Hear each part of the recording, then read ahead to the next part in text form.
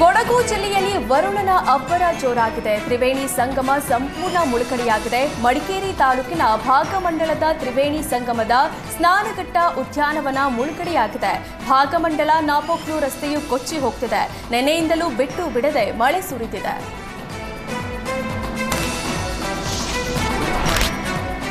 ಯಾದಗಿರಿಯಲ್ಲಿ ಮಳೆ ಅಬ್ಬರಿಸಿದೆ. ಬರಿದಾಗಿದ್ದ ನಾರಾಯಣಪುರ ಬಸವಸಾಗರ ಜಲಾಶಯಕ್ಕೆ ಜೀವಕಳೆ ಬಂದಿದೆ. ನಾರಾಯಣಪುರ ಡ್ಯಾಂಗೆ ಒಳಹರಿವಿನ ಪ್ರಮಾಣ ಹೆಚ್ಚಾಗಿದ್ದು, ಡ್ಯಾಂನಿಂದ ಕೃಷ್ಣಾ ನದಿಗೆ 25,000 ಕ್ಯೂಸೆಕ್ ನೀರು ಬಿಡುಗಡೆ ಮಾಡಲಾಗಿದೆ.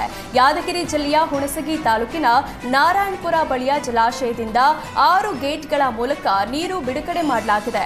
ಅಪಾಯದ ಮಟ್ಟ ಮೀರಿ ಧುಮ್ಮುಕ್ತಿರುವ ಡ್ಯಾಂ ಬಳಿ ಮೀನುಗಾರರು ಹುಚ್ಚಾಟ ಮೆರೆದಿದ್ದಾರೆ. ರಭಸದಿಂದ ನೀರು ಧುಮ್ಮುಕ್ತಿರುವ ಗೇಟ್ ಬಳಿಯೇ ಮೀನುಗಾರರು ಬಲೆ ಬೀಸುತ್ತಿದ್ದಾರೆ.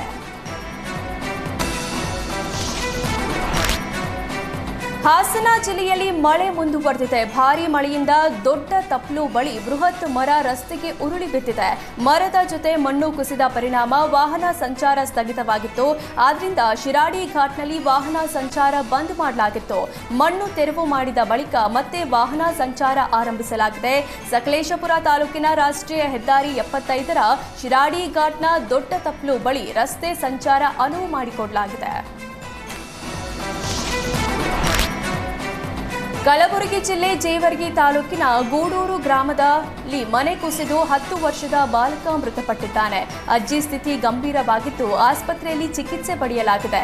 ಮನೆಯಲ್ಲವರು ಹೊಲಕ್ಕೆ ಹೋಗಿದ್ರು. ಈ ವೇಳೆ ಅಜ್ಜಿ ಮತ್ತು ಮೊಮ್ಮಗ ಮಾತ್ರ ಮನೆಯಲ್ಲಿದ್ದಾಗ ಮನೆ ಕುಸಿದು ಬಿದ್ದಿದೆ. 10 ವರ್ಷದ ಬಾಲಕ ಚಂದ್ರು ಹಾವಲ್ದಾರ ಸ್ಥಳದಲ್ಲೇ ಮೃತಪಟ್ಟಿದ್ದು, 60 ವರ್ಷದ ಅಜ್ಜಿ ಭಾಗ್ಯಮ್ಮನ ಪರಿಸ್ಥಿತಿ ಸಹ ಗಂಭೀರವಾಗಿದೆ. ಕಲಬುರಗಿಯ ಖಾಸಗಿ ಆಸ್ಪತ್ರೆಗೆ ಚಿಕಿತ್ಸೆ ನೀಡಲಾಗುತ್ತಿದೆ.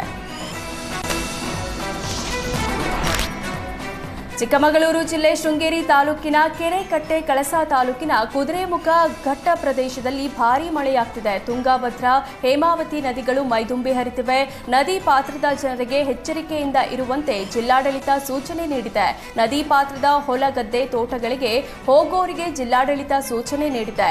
ದನ ಕರುಗಳಿಗೆ ನೀರುಣಿಸಲು, ಬಟ್ಟೆ ತೊಳೆಯಲು ಹೋಗದಂತೆ ಎಚ್ಚರಿಕೆ ನೀಡಲಾಗಿದೆ. ತಗ್ಗು ಪ್ರದೇಶದಲ್ಲಿ ವಾಸವಿರೋ ಜನರಿಗೂ ಎಚ್ಚರಿಕೆಯ ಸಂದೇಶ ನೀಡಲಾಗಿದೆ.